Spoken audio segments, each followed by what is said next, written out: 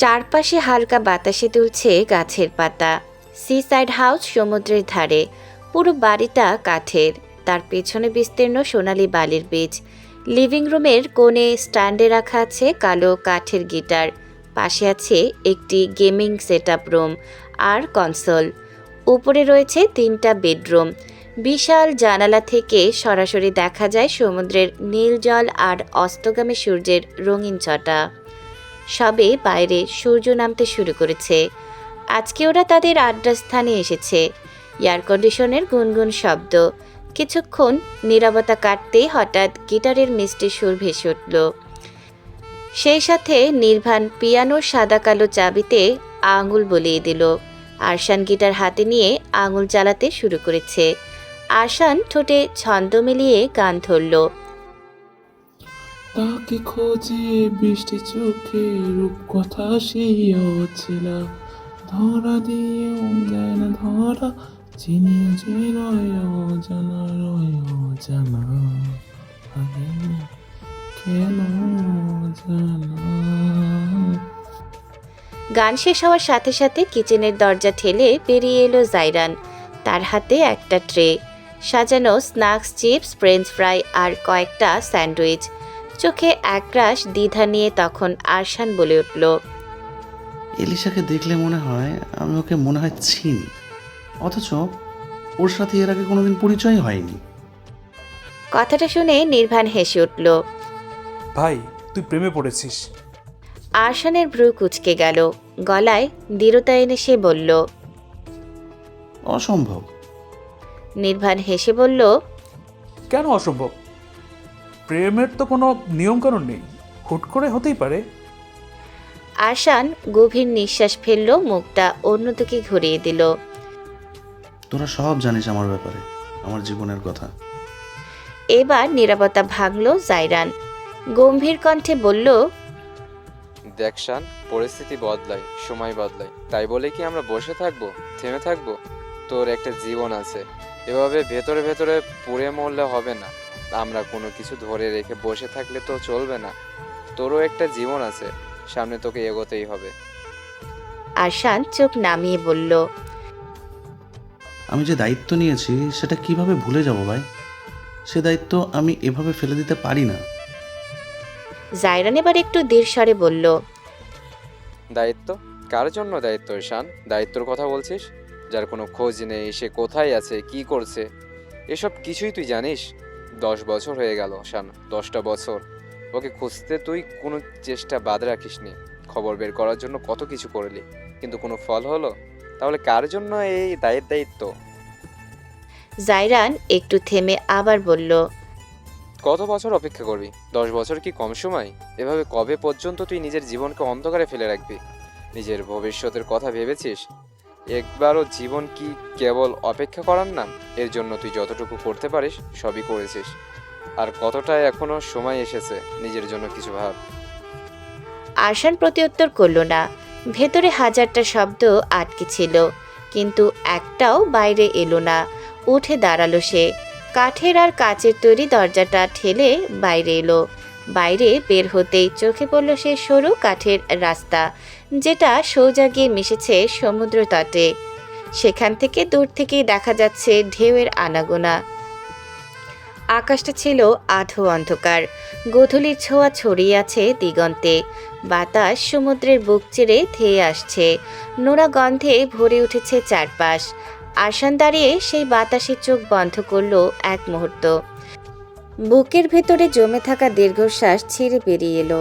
দীর্ঘশ্বাসটা এত ভারী ছিল, মনে হচ্ছিল তার সঙ্গে বুকের সব ভাঙাচোরা আসা অভিমান বেরিয়ে গেল। কিন্তু মন শান্ত হলো না। চোখ খুলে তাকালো আকাশের দিকে। কোথায় আছে তার ছোট্ট সাজ? সে কেন আসছে না? কেন এত দূরে সরে গেছে? কেন? আরশানের ঠোঁট কাঁপলো আস্তে আস্তে। ফিসফিস করে বেরিয়ে এলো কিছু শব্দ। যাকে হারানোর ভয় সবচেয়ে বেশি, হয়তো তাকেই নিয়েই নিয়তি খেলে সবসময় নির্মম খেলা। চোখ দুটো যেন শূন্যে ঝুলে আছে, মনে হচ্ছে বুকের ভেতর অদৃশ্য একটা শেকল বাঁধা, যা তাকে প্রতি মুহূর্তে টেনে ধরে রাখছে। সেই হাসির দিনগুলো ধূসর কুয়াশায় মিলে গেছে। একদিন হঠাৎ সব কিছু থেমে গেল। সেদিন থেকে আজ পর্যন্ত 10 বছর হয়ে গেল। সমুদ্রের ঢেউ ততক্ষণে তীব্র হয়ে উঠেছে। আরশান দাঁড়িয়ে রইল অনেকক্ষণ। বাতাস তার চুল এলোমেলো করে দিচ্ছে।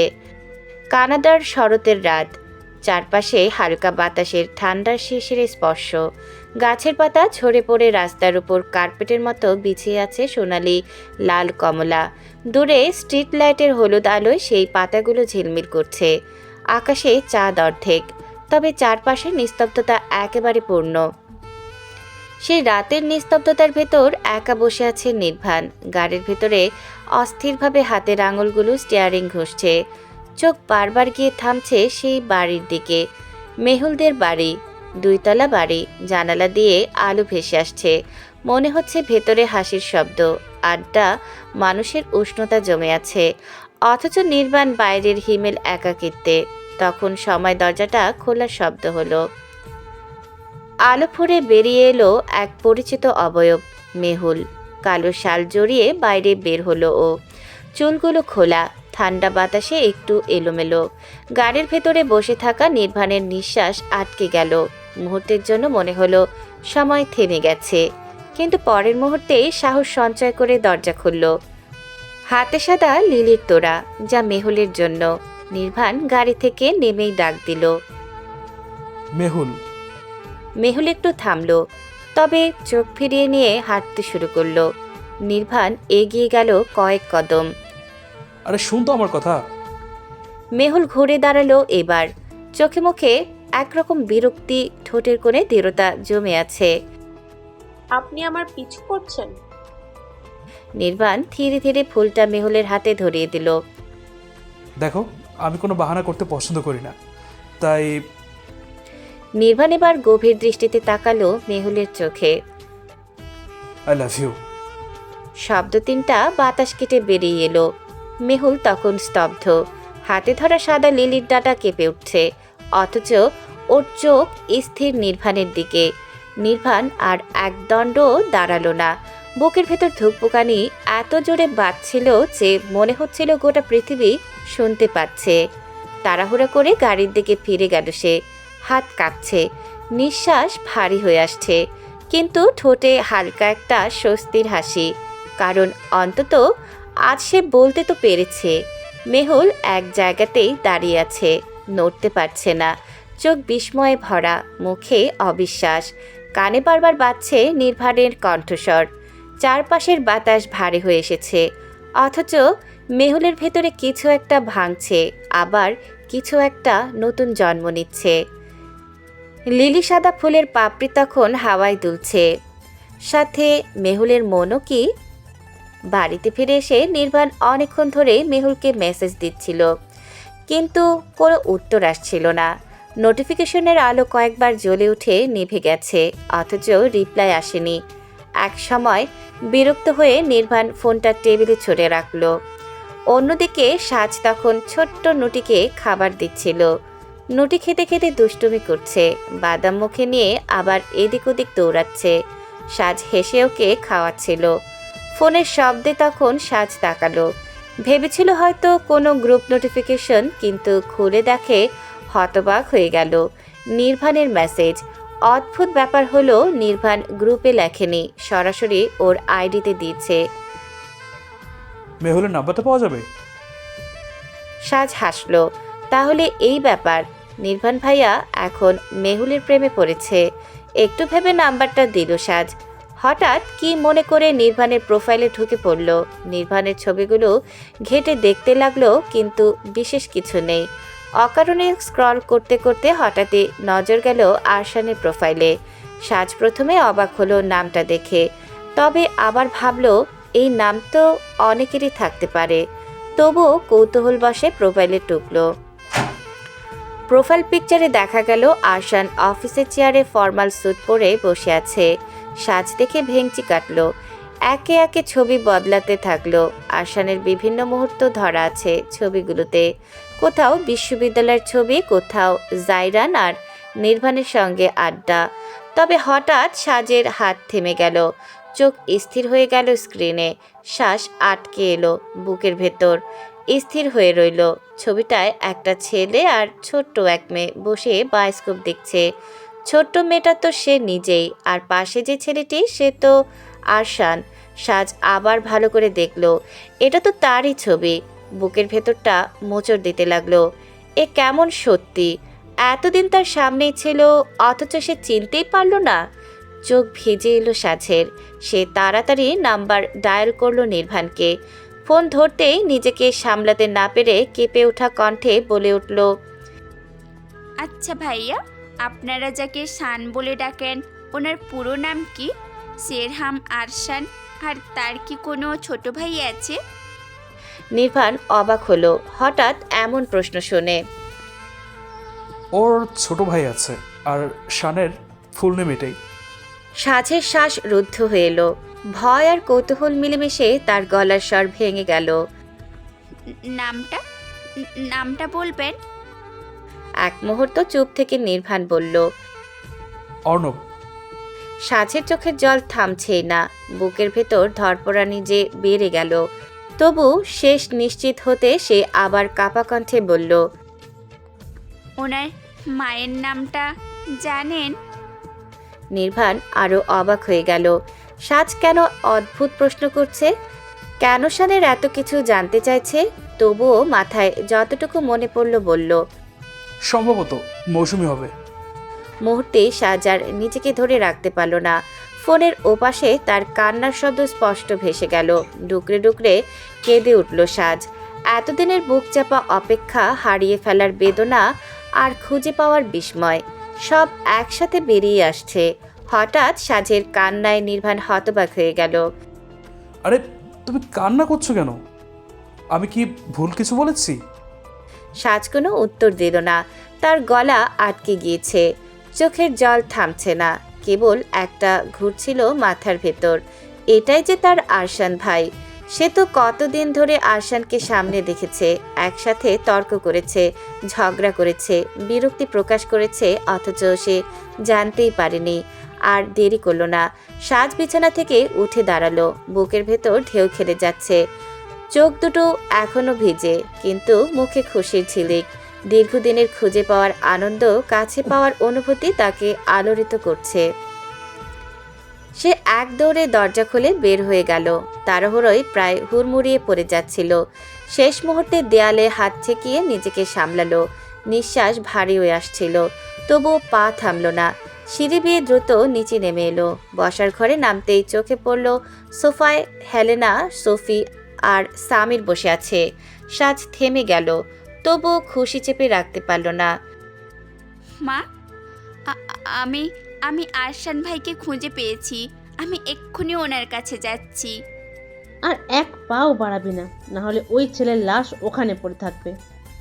সাজের পা দুটো থেমে গেল, বুকের ভেতর ধপ ধপ করছে, গলা শুকিয়ে গেল, নির্বাক হয়ে গেল মুহূর্তের জন্য। সাজ চোখ ফেরালো সোফির দিকে। সবচেয়ে অদ্ভুত কিন্তু আরও ভয়ের বিষয়, সোফি একদম নির্লিপ্ত, মুখে কোনো বিস্ময় নেই, কোনো প্রতিবাদ নেই, যেন সামিরের কথাটা খুব স্বাভাবিক। সাজের বুকটা কেঁপে উঠল, হতাশা আর ভয়ের ঢেউ মিশে গেল কণ্ঠে। মা! এলি উপরে যা। সামির গলা শক্ত করে বলল। সাজ এক পাও নাড়ালো না। কেন যাব আমি? কেন যাব? আর শুনে রাখো, ওনাকে আঘাত করার আগে আমাকে আঘাত করবে। সাজ ঘুরে তাকালো সোফির দিকে। সে কাঁপা কণ্ঠে বলল, আম্মু, কেন এমন করছো? কেন বাধা দিচ্ছ? ওদের প্রতি এত রাগ কেন? আমাকে যেতে দাও প্লিজ। সোফি কিছুক্ষণ চুপ রইল, তারপর ধীর গলায় বলল, এলি, বললাম তো ওদের কাছে যাবি না। ওদের ভুলে যা, ওদের সঙ্গে আমাদের কোনো সম্পর্ক নেই, ওরা আমাদের জন্য নেই। আমি ভুলতে পারবো না আম্মু, আমার পক্ষে সম্ভব না। তুমি ভুলে যেতে পারো, কিন্তু আমি পারি না। কেন আমার সাথে এমন করছে তোমরা? কেন আমায় অন্ধকার রেখে দিলে? কেন ওদের প্রতি এতটা ঘৃণা? সামির দাঁত চেপে উঠে এলো সামনে। মুহূর্তের মধ্যে হাত তুলে সাজের গালে চড় কষিয়ে দিল। সাজ হতবাক হয়ে তাকিয়ে রইল সামিরের দিকে। তোর সাহস দেখছি দিন দিন বাড়ছে। মুখে মুখে তর্ক করছিস। কার সামনে কি বলছিস বুঝিস না? সাজ কেঁদে ফেলতে যাচ্ছিল, ঠিক তখনই হেলেনা দ্রুত এগিয়ে এসে তাকে জড়িয়ে ধরল। আলতো করে চোখের জল মুছে দিয়ে শান্ত স্বরে বলল, চল মা, আমরা উপরে যাই। হেলেনার হাত ধরে সাজ ধীরে ধীরে সিঁড়ি বেয়ে উপরে উঠে গেল। সে ধীরে ধীরে সাজকে বিছানায় শুয়ে দিল। কোমল হাতটা কপালে রাখল, মাথায় হাত বুলিয়ে শান্ত কণ্ঠে বলল, মায়ের সাথে কি এভাবে কথা বলিলি? এভাবে আর বলিস না। সকালে নেমে গিয়ে সরি বলবি, বুঝেছিস? সাজ ঠোঁট কামড়ে একটু চুপ করে রইল। তারপর নিচু স্বরে বলল, ঠিক আছে, কিন্তু আম্মু কেন কিছু বলে না? আমরা এটা নিয়ে আরেকদিন কথা বলবো, এখন ঘুমিয়ে পড়। হেলেনা সাজের মাথায় হাত বুলিয়ে দিয়ে ধীরে ধীরে ঘর থেকে বেরিয়ে গেল। ঘর নিস্তব্ধ হয়ে গেল, কিন্তু সাজের চোখে ঘুম নামল না।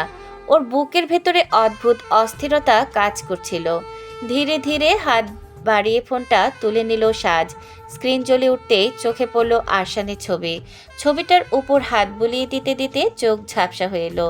কতক্ষণ যে এইভাবে কেটে গেল সাজ খেয়ালই করেনি। যখন ঘড়ির দিকে তাকালো তখন 12টার কাঁটা পেরিয়ে গেছে। ধীরে ধীরে বিছানা থেকে উঠে দরজার কাছে গিয়ে কান পাতল। পুরো বাড়ি ঘুমিয়ে আছে। সাবধানে দরজা খুলে করিডোরে বের হলো। অন্ধকারে করিডোরটা পেরিয়ে ধীরে ধীরে গ্যারেজ পৌঁছালো। সেখানে কোণে রাখা সাইকেলটা টেনে বের করলো সাজ। হঠাৎ চোখ নামিয়ে দেখলো পায়ে কোনো জুতা নেই, খালি পা। এক মুহূর্তের জন্য ভেবে নিল আবার ঘরে গিয়ে স্যান্ডেল নিয়ে আসবে। থাক, খালি পায়েই যাই। সাইকেল দিয়ে আরশানের বাড়ি পৌঁছাতে অন্তত 20 মিনিট লাগবে। সাজ মুচকি হাসল। আজকে আরশানকে একটু জ্বালানো যাক। সাইকেলের প্যাডেলে ধীরে ধীরে চাপ দিল সাজ। রাতের এই নিস্তব্ধতা, বুকের ভেতরে অদ্ভুত ভয় লাগছে। চারপাশের অন্ধকারে রাস্তার দুপাশের গাছগুলো আরও গা ছমছমে লাগছিল। সাজ একটু থামল। সাইকেলটা দাঁড় করিয়ে একবার চারপাশে তাকালো। রাত তো অনেক হয়েছে। এরকম শূন্য রাস্তায় একা থাকাটা মোটেও স্বস্তিদায়ক না। এখন একটু ভয় লাগছে। সাথে যদি তার নুটিকে নিয়ে আসতো অন্তত ভয়টা কম লাগতো। ফোনটাও তো আনেনি। না, ভয় পেলে চলবে না। সাজ নিজেকে বোঝালো। এসব ভেবে দাঁড়িয়ে থাকলে তো আরও বেশি ভয় লাগবে। গভীর শ্বাস নিয়ে সাইকেলটা আবার চালালো সে। চাকা ঘোরার শব্দ শুনে মনে হলো এই নির্জনতায় শব্দটা অনেক বেশি স্পষ্ট। কয়েক মিনিটের মধ্যেই সামনের দিকটা চেনা লাগতে শুরু করলো। এটাই তো আরশানের বাড়ি। বুকের ভেতর চাপা দুশ্চিন্তার বদলে হালকা স্বস্তি ঢুকে পড়ল। অবশেষে এসে পড়লাম। সাজ ফিসফিস করে বলল। ঠোঁটে একটু স্বস্তির হাসি ফুটে উঠল, কিন্তু বাড়ির সামনে এসে থমকে গেল সে। উঁচু লোহার গেট ভেতর থেকে বন্ধ। এখন ভেতরে যাব কিভাবে? সাজের ভ্রু কুঁচকে গেল। সাইকেলটা গেটের পাশে ঠেকিয়ে দাঁড়ালো। গেটের ওপর হাত রেখে ঠেলল, কিন্তু সেটা শক্ত করে লাগানো। মুহূর্তেই আতঙ্ক আবার ভর করল মনে। বাইরে দাঁড়িয়ে থাকাটাও তো নিরাপদ নয়। সে চারপাশ তাকালো। চোখে পড়ল গেটের পাশের উঁচু দেয়াল। এখন একটাই উপায়, এই দেয়াল টপকে ভেতরে ঢোকা। সাজ গেটের এক পাশে গা লাগালো। হাত দিয়ে দেয়ালের খসখসে গায়ে ভর দিল। হাত দিয়ে উপরে আঁকড়ে ধরল। পা দিয়ে দেয়ালের ছোট ছোট ফাঁক খুঁজে ভর দিল। প্রথমে ব্যালেন্স রাখতে কষ্ট হচ্ছিল, হাত পিছলে যাচ্ছিল, শরীর কেঁপে উঠল। মনে হলো যেন নিচে পড়ে যাবে, কিন্তু দাঁত চেপে আরও জোর দিল। একসময় পায়ের আঙুলে ব্যথা সত্ত্বেও জোর করে টেনে তুলল নিজেকে। ধপাস করে নামল অন্য পাশে। শব্দটা তীক্ষ্ণভাবে প্রতিধ্বনিত হলো। সে এক মুহূর্ত স্তব্ধ হয়ে দাঁড়িয়ে রইল, কেউ টের পেল কিনা শোনার জন্য। হুশ, অবশেষে ঢুকলাম। স্বস্তির নিঃশ্বাস ছাড়ল সাজ। বড় দরজার সামনে এসে দাঁড়াতেই এই স্বস্তি কিছুটা ফিরে এলো। দরজাটা কালো রঙের, আরশানের মতোই গম্ভীর।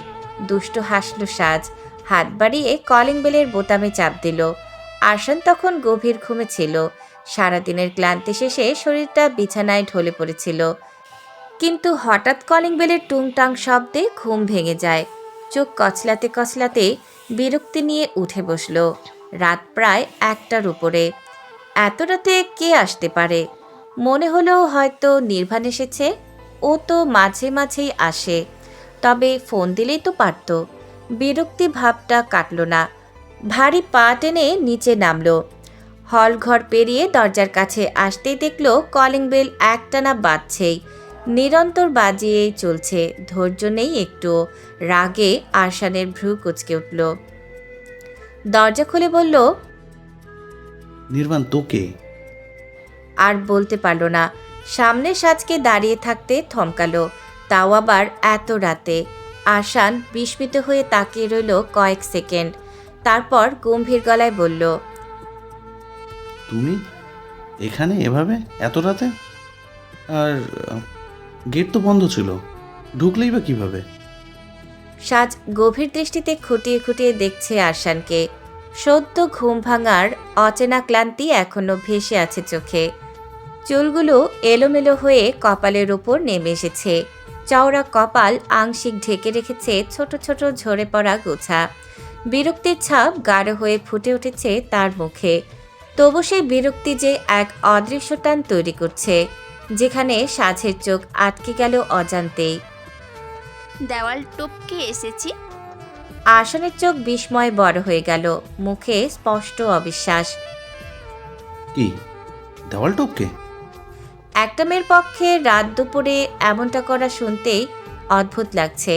কিছুক্ষণের জন্য আরশান হতবাক হয়ে দাঁড়িয়ে রইল, তারপর চোখ সরু করে তীক্ষ্ণ দৃষ্টিতে তাকালো ওর দিকে। সত্যি বলছো? এত রাতে দেওয়াল টপকে এসেছো আমার বাসায়? মাথা খারাপ নাকি? শুনুন, আমি একটা বিপদে পড়েছি। কোথায় যাব বুঝতে পারছিলাম না, তাই এখানে চলে এলাম। আরশান ভ্রু কুঁচকে তার দিকে তাকালো। বুকের ভেতরে সন্দেহের ছায়া ঘনীভূত হতে লাগলো।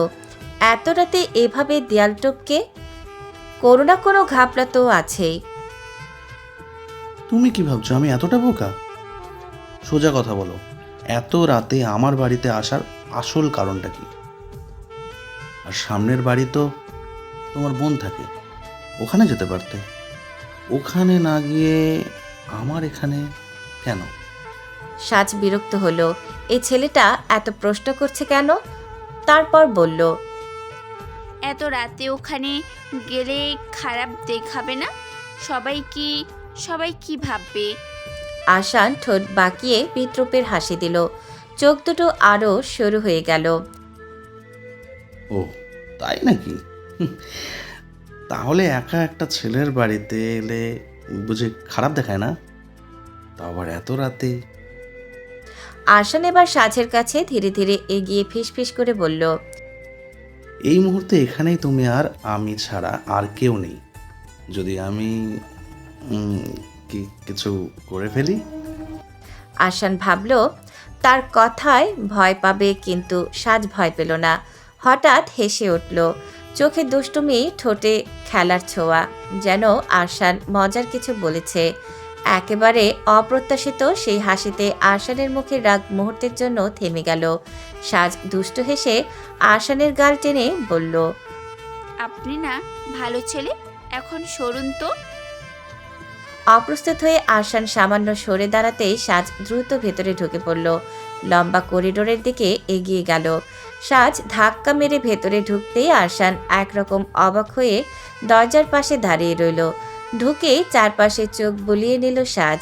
বাড়িটা বেশ সুন্দর, বড় হলঘর, দেয়ালে নরম আলো জ্বলে আছে। সাজ ঠোঁট কামড়ে চারপাশ দেখল, তারপর হঠাৎই আরশানের দিকে ঘুরে বলল, তো আমি কোন রুমে থাকবো? আরশান বিরক্ত চোখে তাকালো। তার মুখভঙ্গিতে স্পষ্ট মেয়েটার বেপরোয়া ভাবটা তাকে মোটেও ভালো লাগছে না। কোনো উত্তর না দিয়ে গম্ভীর মুখে হাঁটা শুরু করলো সিঁড়ির দিকে।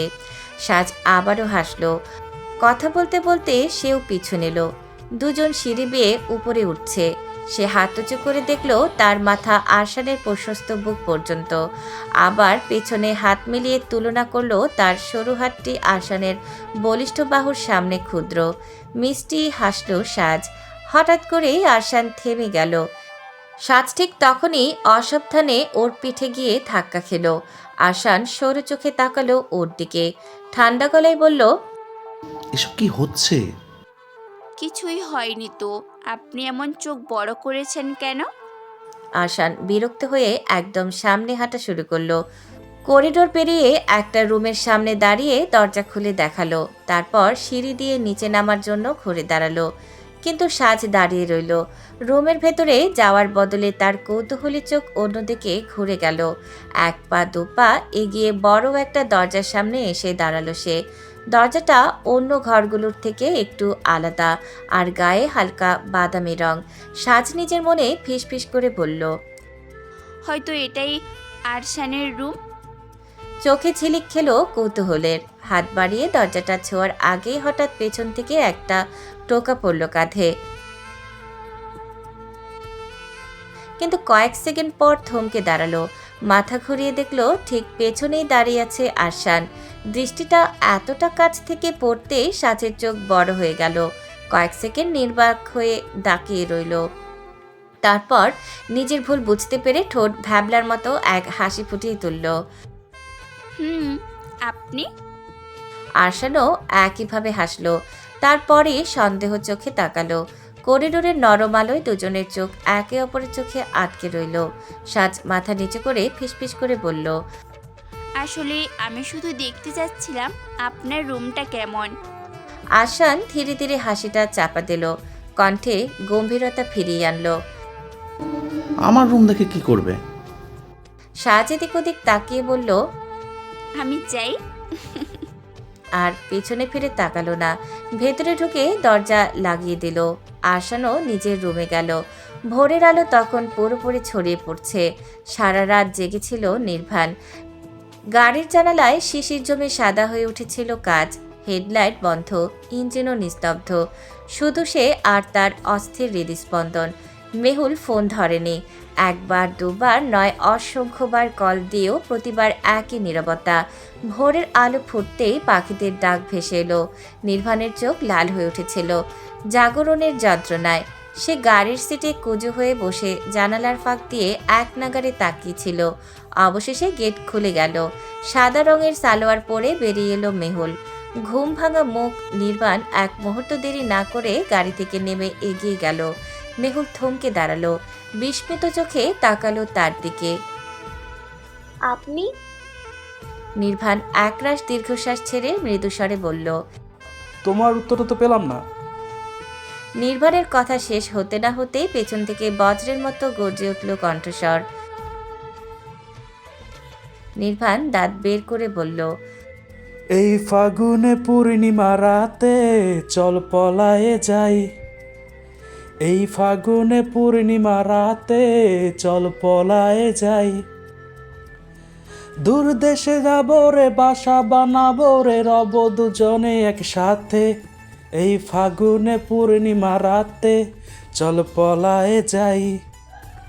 এই ফাগুনে পূর্ণিমা রাতে চল পলায়ে যাই। কথার সঙ্গে সঙ্গে নির্বাণ হঠাৎ মেহুলের হাত শক্ত করে ধরে টেনে নিল।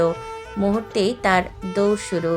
মেহুল প্রথমে কিছু বুঝে উঠতে না পেরে ছুটে চলল তার সাথে। বাতাস উড়িয়ে নিয়ে গেল মেহুলের ওড়না। নির্বাণও দৌড় দিল সাথে, চিৎকার করে বলল। রাস্তা ফাঁকা, কিন্তু পরিস্থিতি উত্তপ্ত। নির্বাণ প্রাণপণে দৌড়াচ্ছে। মেহুলের বুক ধুকভুক করছে, চোখ ভরে উঠছে জলে। হঠাৎই সে তার হাত টেনে ছাড়িয়ে নিল। কি করছেন আপনি? হাত ছাড়ুন। শ্বাস নিতে নিতে দাঁড়ালো সে। তারপর বলল, আপনাকে মিথ্যা আশা আমি দিতে চাই না। আমার পক্ষে সম্ভব না। ভুলে যান আমাকে। নির্বাণ থমকে দাঁড়ালো। চোখ জ্বলছে তার, অথচ দৃষ্টি ভিজে। মেহুল। কেবল নামটুকুই উচ্চারণ করলো। সেই নামের মধ্যে তার সমস্ত দুঃখ, আকাঙ্ক্ষা, বুদ্ধি। আমাকে একবারও সুযোগ দেবে না মেহুল? ততক্ষণে নিকো হাঁপাতে হাঁপাতে এসে দাঁড়ালো। ঘাম ঝরছে তার কপাল বেয়ে। কপাট রাগ দেখিয়ে বলল, মেহুল নিকুর দিকে তাকিয়ে চোখ রাঙালো। তোকে না বলেছি এভাবে আর কথা বলবি না? মুহূর্তটুকু নিস্তব্ধ হয়ে রইল। নির্বাণ শুধু শূন্য চোখে তাকিয়ে আছে মেহুলের দিকে, কিন্তু মেহুল কোনো উত্তর না দিয়ে ধীরে ধীরে নিকুর হাত ধরে চলে গেল।